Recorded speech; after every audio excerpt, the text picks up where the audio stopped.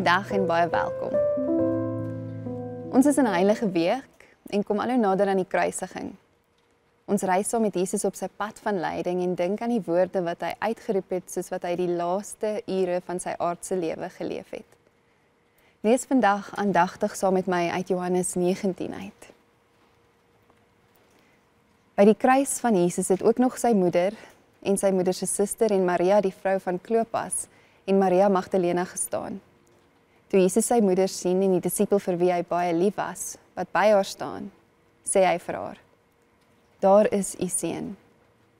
Daarna sê hy vir die disipel: "Daar is jou moeder."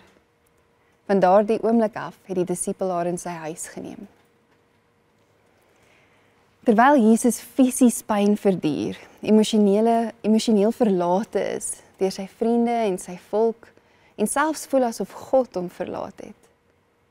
Terwyl hy die gewig van die wêreld se sonde dra, dink hy aan sy ma. Soos wat ek hierdie skrifgedeelte lees en weer lees, let ek op dat Jesus sy moeder sien. Maar hoe het sy gelyk toe hy haar sien? Snikkend, hopeloos, verpletter, gebreek, emosioneel verniel. 'n Ma wat deurgegaan het wat sy deurgegaan het, moes absoluut uitgeput en stikkend gewees en gelyk het. En dan nog om te hoor wat die mense sê, die bespotting. Wat moes dit aan Jesus gedoen het om sy ma so te sien ly? Ek wonder of sy hart nie gesmag het daarna om haar hiervan te kon gespaar het nie. Hier terwyl hy besig is om stadig dood te gaan en op alle vlakke te ly, sien hy haar en gee hy vir haar om. Jesus se kapasiteit vir ander is grensloos. Want as ons eerlik is, slaag ons selfs in ons gemak en oorvloed dikwels nie daarin om ander raak te sien nie. Maar Jesus, op sy donkerste oomblik, bewys weer hoe ware liefde lyk. Dit offer op, selfs in lyding. Maar kyk ook wat doen Jesus dan. Hy gee Johannes en Maria aan mekaar as ma en seun. Hy's nie net prakties hier nie, want in hierdie woorde skep hy iets nuut. Maria en Johannes het nie 'n natuurlike familieband nie, maar Jesus gee hulle aan mekaar as deel van die nuwe familie van God. In die Bybelse tyd was jou identiteit en sekuriteit diep verweef met jou bloedfamilie. En Jesus stel iets radikaal anders voor. In hom ontstaan 'n nuwe familie. Die kerk waar mense mekaar as broers en susters hanteer. Verbondenheid in hom bring ons by mekaar en maak dat ons aan hom en aan mekaar kan behoort, selfs al het ons nie biologiese verwantskap nie.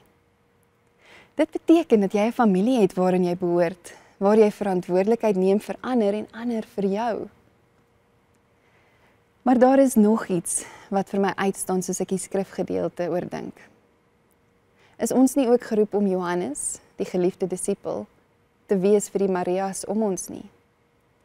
Hierdie woorde van Jesus aan Johannes is nie net 'n praktiese reëling nie, dit is 'n uitnodiging tot 'n nuwe lewenshouding, om lief te hê, om verantwoordelikheid te neem, om teenwoordig te wees vir iemand anders se pyn.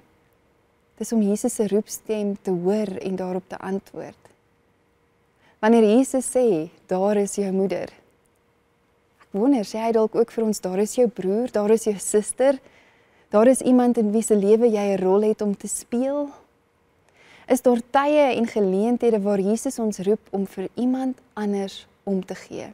Nie net wanneer dit maklik is, of wanneer hulle na aan ons is nie, maar selfs wanneer dit opofferende liefde vra. Dalk is daar iemand wat deur hartseer, verlies of isolasie, wat net in 'n moeilike plek is, wat wag vir iemand om hulle raak te sien, om 'n Johannes vir hulle te wees. Die uitnodiging van Jesus mag dalk verder as jou onmiddellike gesin of familie strek. Dit mag dalk vir iemand in ons geloofsgemeenskap wees, iemand wie se naam jy nie eers ken nie, maar wie se pyn jy begin raak sien. Of dalk selfs verder in jou buurt, in jou werksplek, waar daar iemand is wat worstel. Soos wat ons so saam met Jesus stap in hierdie tyd, kan ons ook oorweeg, wat is die rol van ons as kerk vir die wat swaar kry en met groot verlies sit? Is ons net toeskouers aan die toeskouers wat kyk na die kruis? Kyk ons net van 'n afstand na mense se lyding of hoor ons Jesus se woorde om te behoort aan mekaar en vir mekaar om te gee? Hoor ons Jesus as hy ons roep om ons rol vol te staan en hom te verteenwoordig? Dalk wil jy ergens vandag stil word met hierdie skrifgedeelte en oplet, Jesus sien. Hy sien sy ma, sy geliefde disipel, hy gee hulle aan mekaar, maar hy sien ook vir jou. Soos wat jy lees, let op watter woord of frase jou aandag vang en bly 'n rukkie daar. Dink dan, hoe is dit vir jou wanneer Jesus te midde van sy eie pyn jou sien? Watter gedagtes en emosies kom by jou op as jy besef dat terwyl Jesus besig is met sy verlossingsplan, hy steeds die individu vir jou en vir my raak sien en vir ons omgee? Praat dan met Jesus oor dit wat jou geraak het. Jy kan jou hart voor hom oopmaak. Wat wil jy vir hom sê? Wat wil jy vir hom vra? Neem gerus ook 'n paar minute om net stil te wees en te rus in Jesus se teenwoordigheid. Jy hoef niks te doen nie. Jy kan net wees, geliefd, gesien, deel van sy familie en geroep. Kom ons bid saam. Here Jesus, dankie dat U selfs aan die kruis nie net aan U pyn gedink het nie, maar aan mense. Dankie dat U vir Maria gesorg het en dat U ook vir ons sorg.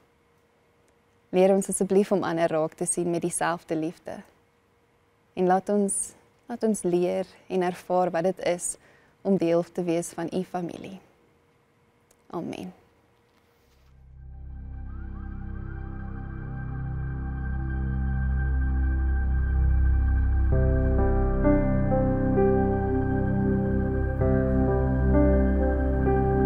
U is by my.